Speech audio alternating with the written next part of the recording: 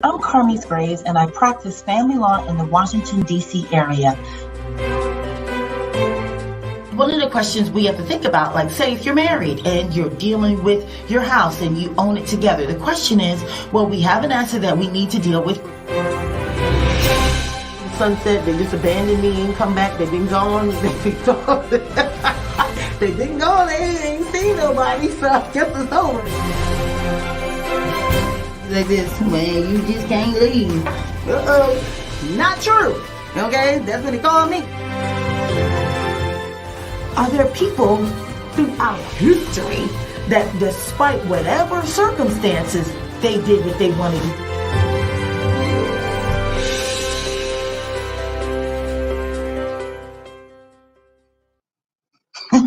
Welcome to Wednesday Coffee with Carmiece, and you are tuned in. Thanks so much. Whenever you're watching this, probably not exactly Wednesday at 11, but thanks so much for watching my video later. So today's topic is a big one. So throughout the course of my practice, I have helped a lot of women, a fair number of women, and I would say it just is, well, I could say I've helped a fair number of people deal with narcissistic relationships in a couple of different scenarios. And I was going to say that it was mostly women. It is mostly women, but it definitely does come up in representing my fathers dealing with disputes over access, child custody, and visitation, and dealing with that. Sometimes, you may be dealing with some of those issues. So thank you so much for tuning in. How are we feeling today? So a couple of things that I wanted to go over today's topic. So it really was generated from an article that I came across. And this topic is near and dear to me because I don't know if many of you know this about me, that I've actually, gone through a divorce. And I'll say that I understand when you get married, you don't really get married to get divorced. And your intention is that it really does work out. People come usually to a relationship with the best of intentions and succeeding. And sometimes it just doesn't happen. And then you go through this process called divorce. And one of the things I think that can be beneficial when you go through these transitions is you have an opportunity to look back and see what you intended, decisions that were made, and how it worked out. And there's a lot of growth, a lot of opportunity. And I think one of the things that, and I'm going to go through this article today because it's an important one, because while I'll find, maybe people could be in these situations and really not know it. A lot of times what I've seen in my cases, especially for married women, sometimes I find the trends have been, and this is what I'll just share, some of the trends, and then we can get into what I think are the steps that you would need to take to really, if this is you, so if you're a person who is suffering in a relationship and it's not feeling good, you've been enduring it for a long time, you have been endeavoring for this thing to work out, and just the relationship is overwhelmed with the emotion of anxiety, anger, and stress when you guys are engaging for any stint of time. So that is probably the overarching emotional state of the relationship. There's a lot of just cold and then, conflict. So either, you're kind of not doing it, or when you're doing it, it's really stressful. You can't get along for too long, try and go and do something fun, but then there's always a big breakdown and it's nasty, it's vicious. Another telltale sign is, so a lot of times it's not rising to the level of any physical violence, And one of the tricky things about it too is that usually the profile of the people are good. We're talking about, the profile of people that are educated and employed. So functional humans, okay? Functional humans, looking good, dressing good, making money, being involved in society, so the profile is pretty much there. You are checking the basic boxes, you breathing? Are you a human?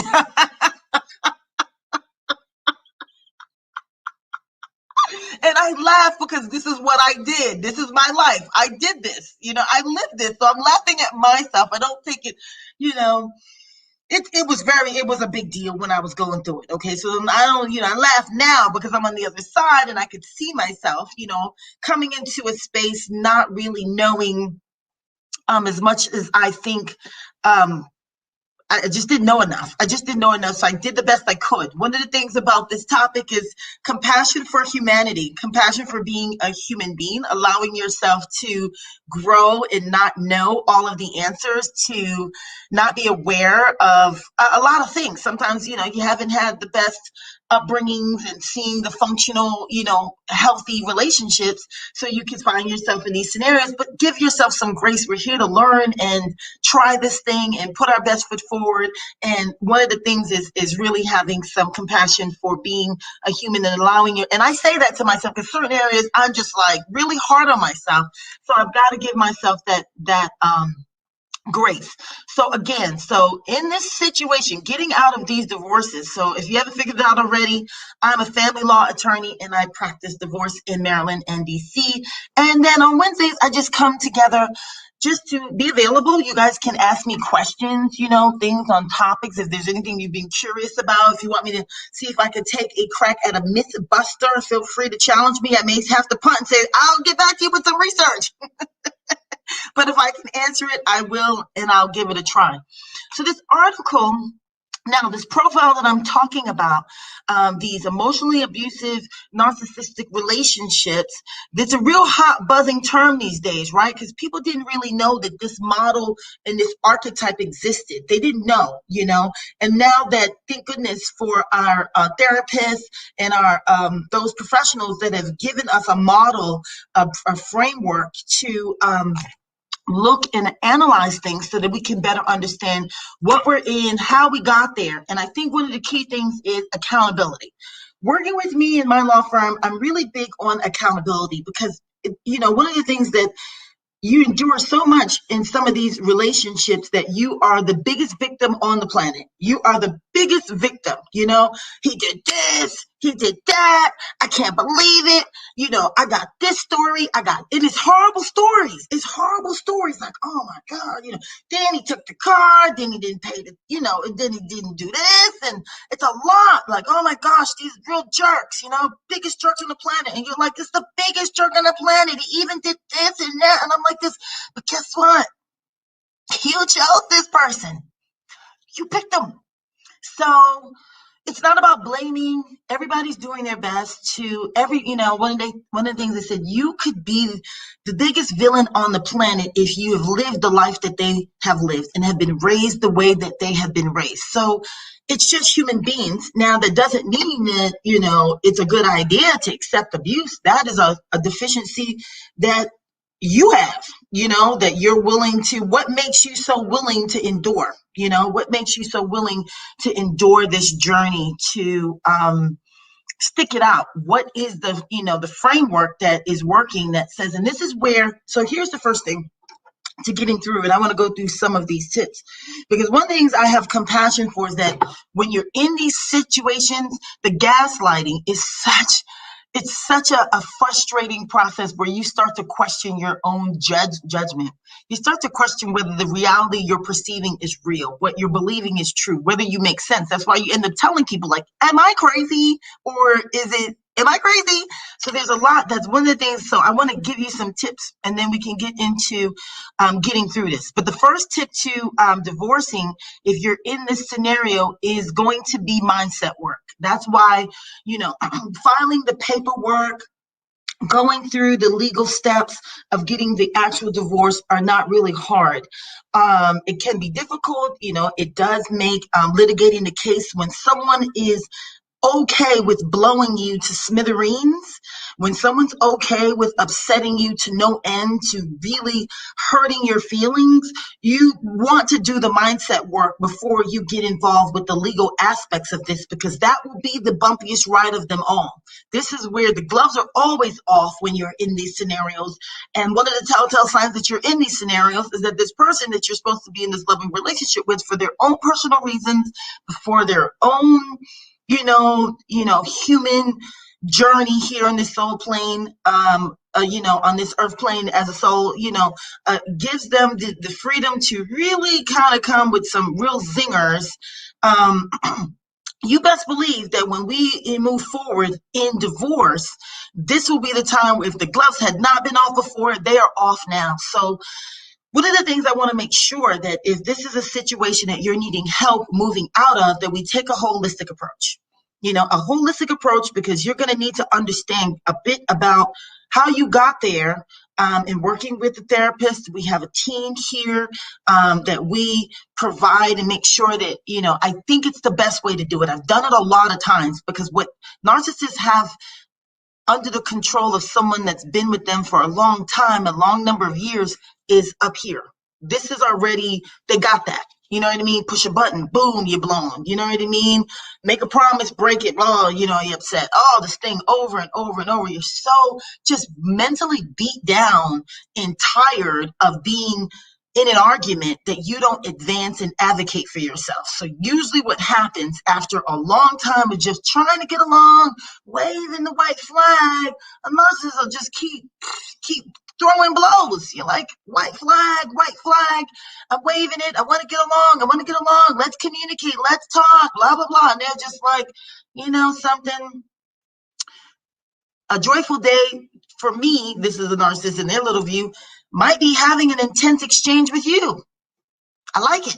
So one of the key things you're going to have to do is really start to do some mindset work with a therapist, do spiritual work, whatever your emotional, mental pathway looks like. You're going to have to really get there, because to get through the divorce and really on the other side come out with any sense of real freedom, you have to do this in tandem as we do the legal work, because along the way, it's gonna be, I don't want you triggered. I don't want you to be emotionally tied to the abuse of this person, so that when we get through the divorce, you have a piece of paper, but yet still you have custody, and you two, they're still antagonizing you. You still feel under the mental threat, because usually what's happening, what I've seen, is berating. A lot of berating for a lot of years, that now the person's on eggshells and, you're sick to your stomach, and then it leads to health issues. Okay. It leads to health issues. So the first step to getting yourself ready, because you have to get ready to go.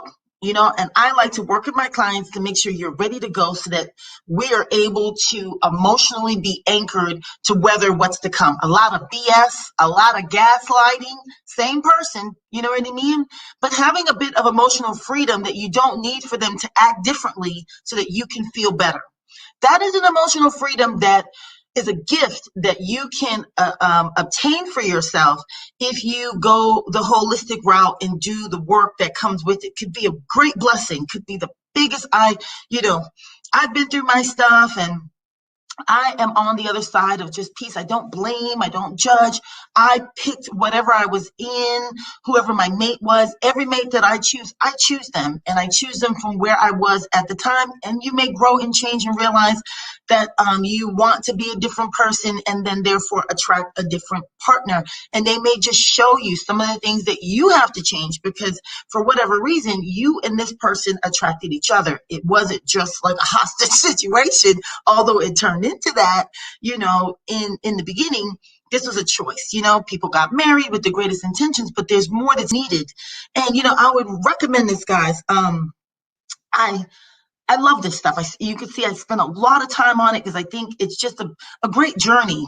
People have a hard time getting along with themselves. Do you hear about this CEO whose company was recently liquidated? I just saw it on my Google News that he committed suicide. He jumped off a building, wealthy CEO of a company's being liquidated, jumped off the building. That is an example of not being okay with yourself.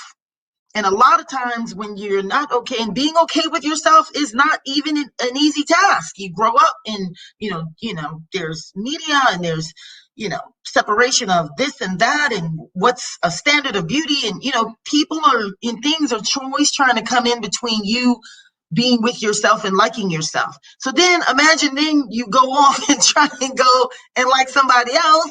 And if you haven't resolved all of the liking of yourself, when you go over there, you probably are going to be at the level of your mate, and you guys might be two incomplete people, and that is usually what leads to breakdown.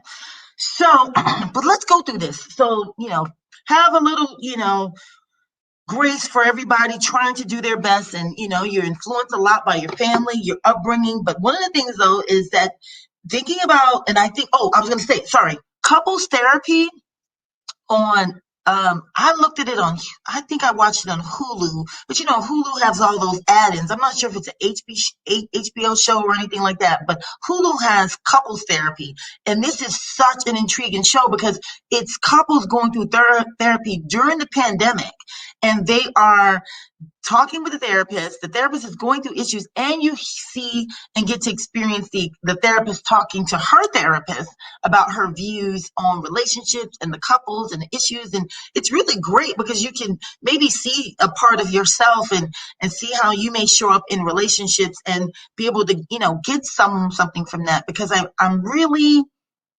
clear on what an endeavor it is, but it does not stand on a broken foundation. And some issues that people are enduring are foundational issues that if they're not there, the relationship can't build upon it and sustain, some of the more regular and necessary, developments of the beings forward to advance and overcome obstacles. But the foundational stuff, and that's with you and you, that's rocky, that's shaky. There's definitely going to be a bit more of a challenge. So I like looking at that. So let's go through this. So holistic approach. So that is the main sauce to getting through the divorce, because you're going to be forced to do things that you had not been doing before, which is advocating and figuring out what you want without walking on eggshells and having a bit of trepidation of the backlash. So one of the great things about moving forward when you're ready and having a holistic approach, as I do it, is that you're focused on mentally where you need to be in terms of making a decision without fear of backlash, and that now there's parties involved that are overseeing this process. A lot of this is going on in the privacy of people's homes. There's no referees, there's nobody intervening, you don't have an advocate, and usually this person is dominating the situation with aggression and force and insults and a lot of barraging and bullying. And when you get an advocate and you're ready to move forward, that stops. Talk to me. Don't talk to her. Don't talk to him. Talk to me. Okay? Me and you are going to talk.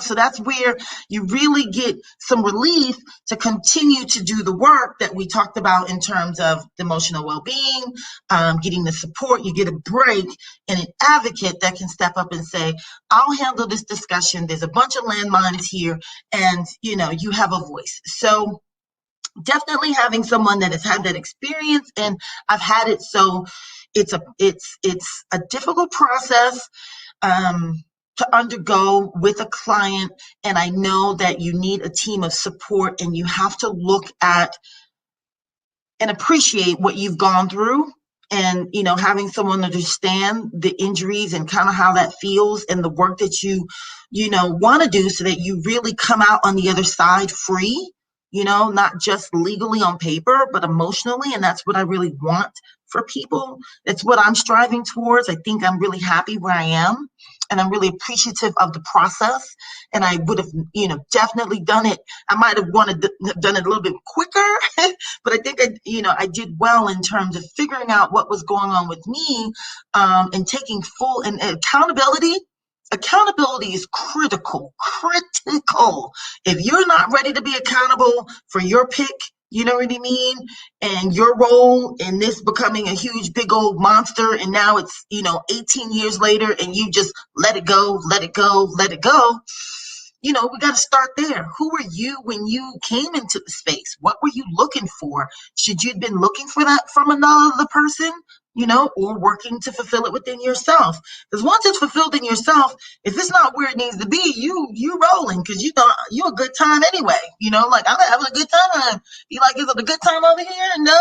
Okay. I'm gonna just keep it moving. And it really takes, a lot of self-love. So even coming through and being in a relationship that has started out to really cause a lot of consternation, with the right lens on it, it can create so much value. You could be much more informed and just past this idea of, it's forever and ever. I mean, life is in the constant flux of change anyway. You just have to see whether you're in a relationship that has enough possibility and alignment to do expansion and growth. If it's narrow, and it's narrow-minded and it's petty, you just can't, the ideal, these beautiful marriages. And listen, I believe I will be married again. You know what I mean? I love marriage. I love what people are endeavoring to do, but I don't think I really understood who you have to be, before you take that step. And when you are not clear on that, for no fault of your own, you know what I mean? You might, not have all the information to make, the best of the situation. And there's so many things that I did not know in terms of engaging. There's just things I didn't know. And guess what I did? I didn't just say it was the other person. I went off and got more information. I read books. Relationship books from relationship coaches and taking coursework. I wanted to share this because I think it's a way I approach things that I really, it's just my way, just me, you know what I mean? Wanting to share. And one of the approaches I take, when I was little, we a military child, and we moved from the inner city to Hawaii. And I guess as a child in the inner city, I didn't learn how to swim. You know what I mean? So now we're in Hawaii, and I almost drowned. I almost drowned to death. I definitely was drowning. I got to the ing, I made it.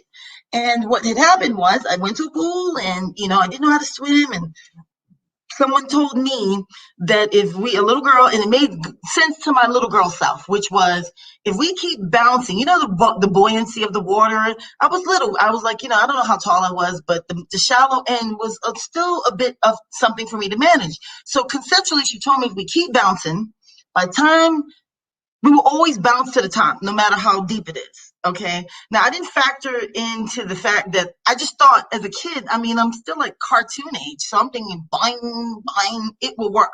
Bang. So I follow this guidance and go banging down the pool, because I don't know how to swim. All I know is how to bounce, right? I go bouncing down the pool, and y'all know exactly what happened. I got to the bottom of the deep side, and I was just standing there. The bounce, I looked up at the top of the pool. I said, that was not right. That was not right. That was not right. That girl misled me. That was not correct information. And I thought it was interesting that I looked back at my life, and in that moment, my response to that was, and so what actually happened was, I was just standing at the bottom of the pool. I was looking up at the top, and I was thinking, that was wrong, but I was calm. I didn't know about drowning. I didn't have any fear that I could run out of air. I just thought, I think whoever's watching me, because my mom wasn't there, her friend, my mom's friend Alma was there. So I knew, I know, little girl, at least if you told me bad advice and you could swim, you should jump out the damn pool and go get some damn help, because you see I'm not coming to the top. So I was confident that you misled me, and you tried a theory, and your test subject failed. So at least get out this pool and go get some damn adults to come get me. So I figured she was at least doing that, right? And that was correct. So all of a sudden, I see my mom's friend running. Boom, she gets me. She pulls me out to the side. Carmiece has assessed there is not something wrong with me, a lack of information. it was interesting that my approach was not that I was never going to see water again, that I never was going to go swimming again, that the bad water almost took all of my good air. You know what I mean? I didn't have that perspective. I just was like, you know what, Mom, can you sign me up for every swimming class available? Y'all, I am the best swimmer ever. You know what I mean? I could do everything. You know what I mean? One time, I'm not gonna tell that story. Anyway, all myself. But anyway, I was just in a little embarrassing scenario one time where you could be in a scenario when you want to show off a little bit, but pretend like low key you not showing off. I swim so well. I was doing all these tricks. People was like, "Wow, she's a synchronized swimmer," and I was like, "Oh." I wasn't low key, but I learned. I got information. I took classes, took everything. I know how to do the elementary backstroke. I know how to do everything. So I said it to say that has always been my approach to when I feel like the outcome was not what I intended. It's then to go get information. So, I came out of, I got through my, my marriage, and I didn't look and blame anybody. I just said, obviously, if I intended this result and I didn't get it, I don't have the information that I need. You know what I mean? So I really share that from the bottom of my heart. So of course spent thousands of dollars. You know what I mean? And incrementally though, I had to do payment plan.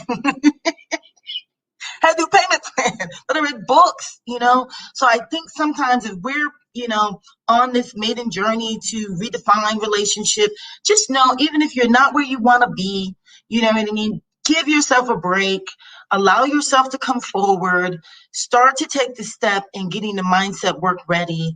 Talk to me to get a consultation so that we can come up with what you'll look like financially, in terms of, what support may be gap needed, and taking steps to, and not letting that be a crutch. That's never finances, not ever. Let's strategically plan on where you need to be and what needs to be put in place.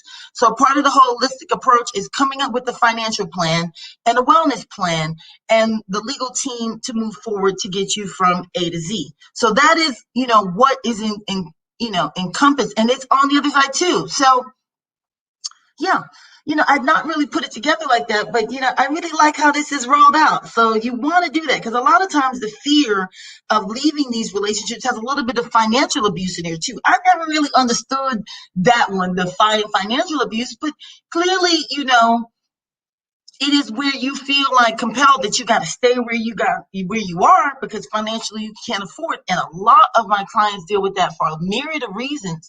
So I just think having a financial plan be a part of the overall strategic, divorce plan would really give you comfort and ease, that you can relax a little bit. Life is not going to fall apart, because that's one thing they tell you. You're not going to make it without me. You're going to flop without me. You're nothing without me. You can't make it. It is just the most negative person. You don't want people that negative that close to you. Bottom line, I don't care what their title is, change their title. You know what I mean?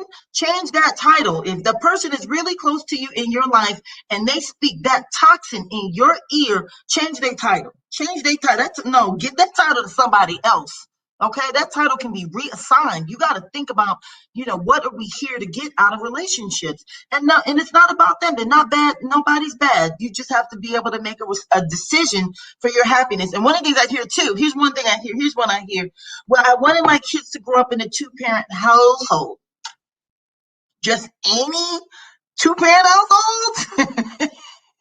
Just any old kind? Just two human beings banging together don't create for a loving, healthy environment to grow your kids in. So just any two warm bodies. So you alive, I'm alive. You breathing, I'm breathing. You sure you breathing? Okay, because you was kind of not doing nothing for a minute. Okay, you breathing? So, let's challenge that a little bit. I think you want a healthy, loving, because when kids are, this is what we're dealing with in our community. I'm not talking just, this is a real big deal, and it's producing some of the savagery, you know what I mean, that we are dealing with in our communities. That's where the violence comes from. It comes from the toxicity in the household. So this is really important. It's not just icing on the cake. It's critical and crucial. Don't you think, your love life and your romantic stuff is really important? I mean, let's just bring it all together, make it fun and just work. You know what I mean?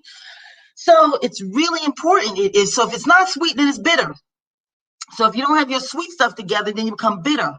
And a bitter mother raising kids, or a bitter, father raising kids, you're irritated, you're agitated, you don't have time, and the kids are bitter. You know what I mean? They go out in the world and they spread their bitterness around, and that's the ones that, are ready, to cause, havoc. I mean, that's what they know. It's pretty normal in their household. So, if you think that, getting this stuff together isn't really important for the overall movement, au contraire, my friend, au contraire, because you could not have the level head and emotional heart needed to get some of the important work done that we need done, So here is, I'm going to leave you guys with this. So I posted this article right on my page. You guys can look at it and read through all of the great tips, because it's such a big deal that they went ahead and posted this, because people are dealing, and then the pandemic, having folks really face off against this and no longer have their outlets, like, 8 hours of work, man, good, you know what I mean? And then I come home, he sleep, and people have their avoidance plans that got interrupted with COVID. So gaslighters, that is a part of the narcissistic toolbox. So here's some top tips. Got this from the Huffington Post. It's on all of my sites. You can check it out. You can assess for yourself, but at least knowing, and just look it up. Just get some information. Get an outsider's point of view to challenge. Oh, here's the thing. Okay, let me go through the tips. But one of the things too, in this learning thing that you go upon, or I like to go upon, is I don't really believe my mind all the time. I know it's influenced by my personal experiences, environments, but that's just very, I know my mom is a computer, genius. She can program computers, fix them. So we've always had a computer, even since the 80s. We had from the first home, Apple computers. And, just this idea that computers are modeled off of the human brain, and it's just trying to catch up. Really just this mastery that we are from a computer, marveling at what a computer can do, and then saying, I'm way, but one of the concepts is that it can be programmed. So I always look at it like, I can program this mind to produce what I need for it to produce, and also knowing that it produces. There's a lot of serious stuff that, I'm not going to get into that part today. Okay, top 6 gaslighting things they do. This is what they say. You probably challenging the point. That never happened. So someone that will completely have you believe that something different. Okay, we saw this with Trump. But think about it for your own self, your own life, when you're arguing with a person. And you can tell the gaslighting is a key component, because think about this. You're having a discussion, trying to have a heart-to-heart discussion with someone you're in an intimate relationship with, and they don't even acknowledge that what happened. Like, they're like, no, I wasn't there. That didn't happen. I didn't say that at all. You like, yes, you did. No, you heard me wrong. What? That's like, what? And that is really frustrating. And that's why they're really dangerous to have around, because sometimes it's not that you could be perpetually frustrated by the BS that it's circular and never ending. Like, what do you mean? We can't even begin to have an adult discussion when you can't even acknowledge that something happened that happened. Like, I'm upset that, whatever, you said that my friend was cute or something. I don't know. And you'd be like, I didn't say that. You'd be like, what? What do you mean? He's like, no, I didn't say that. What do you mean you didn't say that? That is what the narcissist gets from you. Frustration, agitation, and they enjoy agitating beings, okay? Okay, so now somebody then said something, that hurt your feelings. You are too sensitive. You shouldn't be so sensitive about that. And another one I know, I want to see if it's on the list. Let me see. I'm going to put one on the list. You're insecure and you're sensitive, where they don't take responsibility for the hurtful thing that's being said, but put it on the receiver of the information to say, oh, there's something, toughen up. You know what I mean? That shouldn't bother you. Think about this, people. This is someone you're in an intimate relationship with, and they don't care about how you feel. They're like, no, that's something within you. You know what I mean? That's something that you need to work out. I'm like this. Oh, okay. So that is something to look at. Think about the role that this person's into you. This is your intimate person. This is the person that you have close to you, near to you, dear to you, cherish. It's supposed to be a sweet spot, and you are in a conversation, and you're saying something you said bothered me, and they're like, no, toughen up, and they will make you tougher. But I'm like.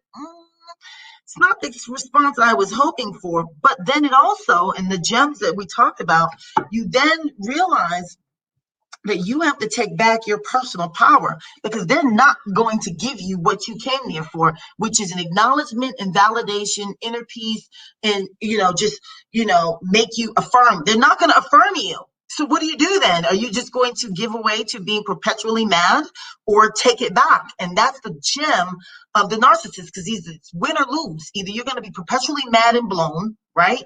And all of the negative impacts that come from that, which some people tend not to know about, that it is a cascading effect in terms of how you feel. You feel bad, you're not motivated to take care of your life, you may overeat, there goes your health, you may not be excited about your business, you don't take action, you don't sleep well, digestion's off, has all these ripple effects. There's just so many, so having that, be around you all the time, okay. All right. Number 3, you're crazy and the other people think so too. The way this has come up for me because I'm dealing with the case, and this lady on the other side of this case is a straight narcissist. She be talking about agreements that don't exist. She tells me that I'm the problem when she's antagonizing me, talking about she's being antagonistic and talking about how she could get along with so many folks, but for me. You know what I mean? That's the other way it comes. Everybody but you think that, or, they think it too. They'll throw in the fact that, there's something wrong with you and double down that they got some validation in the haters. Only thing I think about is, I'm going to just go off these other things, but think about isn't it, you're not crazy to expect that you're able to sit down with someone that's your husband, spouse, lover, or whomever, and be able to talk about a problem and how you feel about it. Look at the list. They don't even acknowledge that there is a problem. And if there is a problem, it's your problem, because you took it wrong. You took it wrong. The messenger sending the message has responsibility, a lot of it, on how it lands. You have intention behind your words. And I've always been taught that people get what you intend. When you want to throw shade, they get shade. When you want to throw love, they get love. You know what I mean? No matter if you smile and throw shade, people got, ooh, you're being shady. It's the intention. So and then why aren't you caring? You still like coming up with a reason to still be a jerk and crap on me. Nah. Okay. So then, you have a terrible memory. I'm sorry you think that. I'm sorry you think that I hurt you. Ooh, that's a good one. Ooh, I'm sorry you think that I hurt you. Again, there's something wrong with your thinking, not my behavior. It's the way you're taking it. It's your misinterpretation of it, blah, blah, blah. Listen, at the end of the day, I'm going to tell you, trust your gut, trust your feelings. Because the intention of this journey in a relationship is to feel good. So if your emotional meter says error, trust yourself, because the thing that a narcissist needs from you is to override your emotional guidance system that tells you when this thing has gone left.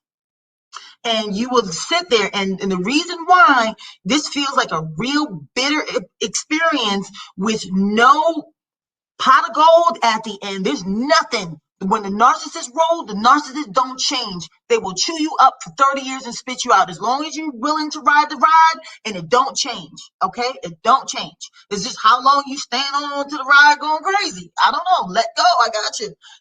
Let go. Or start to let go, because it's not that easy, because you also, have something going on. You remember it was just, are you breathing? Okay, you breathing? Okay, you a male? Okay, you a male. You got anatomy, you got some anatomies, you got a job. Okay, you got a job. There's so much more to it. So you're going along this process, and just think about this, this ride is really something that you will continually, and then and so think about this. So I'm sorry you think that I hurt you. Damn. I mean, that's not even a real apology. I'm sorry for your faulty thinking. I'm sorry that you don't have the clarity of mind, and the misinterpretation of my words has caused you to believe that I hurt you when I really did not hurt you. And really, what's going on here is your messed up thinking. How about the fact that you give two rats that I'm hurt? But you're like, I'm not in the wrong, so that's on you. And if you're hurt, it's your fault. It's your messed up thinking. Clean it up. Woo! And this is your who? This is your what? Y'all see my Starbucks anniversary cup? I'm sorry. It's a water cup. I love it. I like little bells and whistles. Anything I can get myself to keep up some of all this stuff we got to do to be functional. Drink water, work out. I got to make it fun. A pretty cup does it for me. Shut up. To Queen Melanin up there doing her custom made cups and stuff. So I'm sorry you think that I hurt you. Oh God, jeez. I just got to take a moment on it. This is not what you signed up for. It's not it. Trash the model. You're going to have to take accountability and responsibility. Love yourself for being a human being. Go, get some support. Learn a new paradigm. Understand, where you were that attracted this. You picked it. You picked them. I tell everybody, you come to me, Miss Grace, I'm like, you picked a doozy. Okay, let's see what we can do from here. Okay, let me see what I can do from here, because I definitely cannot resolve and undo the decisions that we've made. So good decision making, and no fault. There's so many reasons why we know what we know and don't know what we don't know. No big deal. It is a big deal. The consequences sometimes are really high, but you can go get the information, and I get it from wherever it's at. I'm going to go get it. I'm going to program this mind to do better. I believe in myself that much. And I think I have to, of course, credit the environment that I was raised in that allowed for my free thinking and free expression. Really shout out to my mom, Harriet Williams, for, cultivating that, really wanting me to have a trust in how I felt about things. Like, so my guidance system wasn't overridden, my mom really, enjoyed being a mom. So she was very available, to me and my brother. So she really indulged in it. So I felt that sense of safety and security. But life got to rocking and rolling early.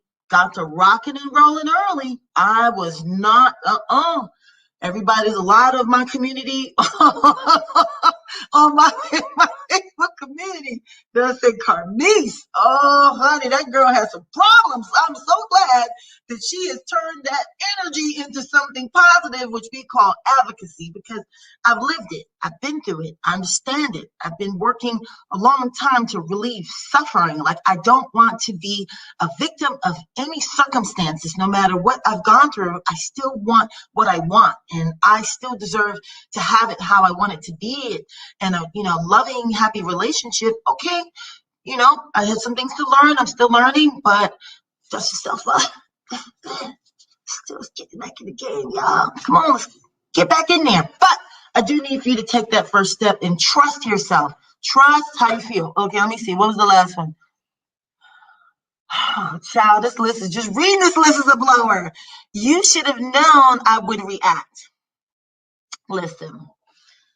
Again, in this, so this is the top 6 things that gaslighters say, in conversations, and just, going over them again, quickly. If the article's there, and it's just, the paradigm that you can't even begin to work on a problem if someone is so concerned about being right. The problem, you're just so concerned about being right. You're so concerned that you got to win the point, and you'll just crush. I mean, they just coming out of court ready to just like, damn, is it like, What sport are we? Is this hockey? I did not know I was the goalie. You should have told me. Okay, wait. You coming hard and fast. I thought we were supposed to be cool. But you'll realize, there's some value there. People are how they are, and you don't really judge and blame people because they say if you walked a mile in their shoes, you'd be just like them too. But then you do have to ask, how did I come to be in this place? How and why did I pick this scenario? Why, and then you could and then forget all that. Just get to getting the information and then, build a new paradigm. Like, oh, okay, I was completely, okay, I didn't know that one. And I'm really okay with, I've become okay because it's not easy to do it because you want to judge yourself. But anyway, that's it. Thanks so much, guys, for tuning in, listening. And again, oh wait, let me go ahead and I should have did this earlier, but whatever.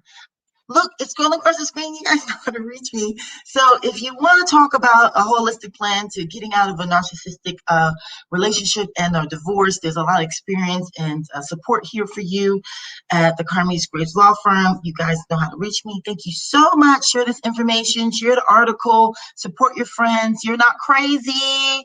Okay, trust yourself. You guys take care. Thanks so much for tuning in. I'll talk to you next week. Signing off. Hold on. Let me see. How I'll do this.